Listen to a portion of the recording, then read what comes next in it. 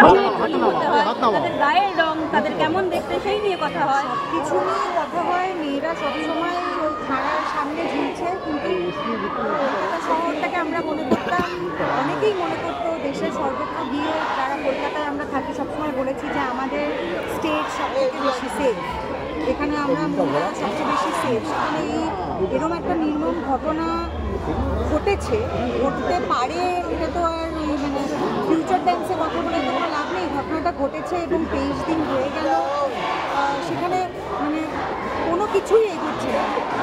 একজন অ্যারেস্ট হয়েছে, যেটা আমার মনে হয় না আমরা নাগরিক হিসেবে কেউ এটা মানতে রাজি যে এই পুরো মানে নৃশংস কর্মকাণ্ডটা একজন মানুষের পক্ষে করা সম্ভব। কারণ যদি সেটা এতটাই সহজ হতো, সব প্রমাণ আমাদের কাছে আছে, আমরা ধরে ফেলেছি তাকে, তাহলে তার বাবা মাকে সুইসাইড বলে মিথ্যে কথাটা কেন বলা হবে?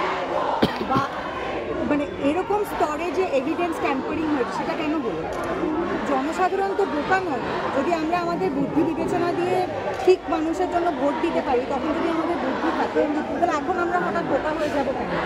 আমাদের সকলের দাবি একটাই যে অ্যারেস্ট কেন হচ্ছে না, প্রশ্ন অনেক, যে অ্যারেস্ট কেন হচ্ছে না, আমরা কেন এত অন্ধকারের মধ্যে আছি, আমরা তো কোনো কিছু জানতে পারছি না যে সিবিআই তদন্ত কতটা এগিয়েছে।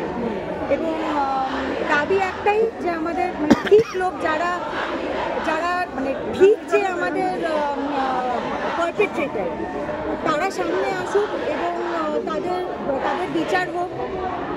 সরকারের একটা দায়বদ্ধতা আছে, মেয়েটির বাবা মার প্রতি তো সরকারের একটা দায়বদ্ধতা আছে। আর আমরা সরকারকে ওই ক্ষমতায় রেখেছি কারণ আমরা মনে করি যে সরকার আমাদের অভিভাবক।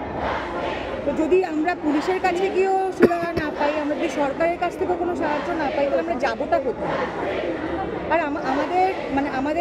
আমাদের রাজ্যের যিনি মাথা, মাননীয় মুখ্যমন্ত্রী, উনি তো নিজে একজন মহিলা। মানে আমার তো ভাবলেই শরীর খারাপ লাগে যে কতটা নৃশংসতার মধ্যে দিয়ে, কতটা ঘটনার মধ্যে দিয়ে মেয়েটিকে মারা যেতে হয়েছে।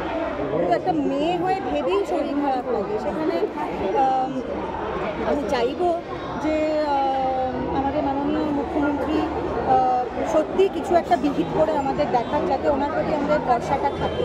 কারণ এখন তো ভরসাটা টলমল হয়ে যাওয়ার জোগাড় হয়েছে। Thank you.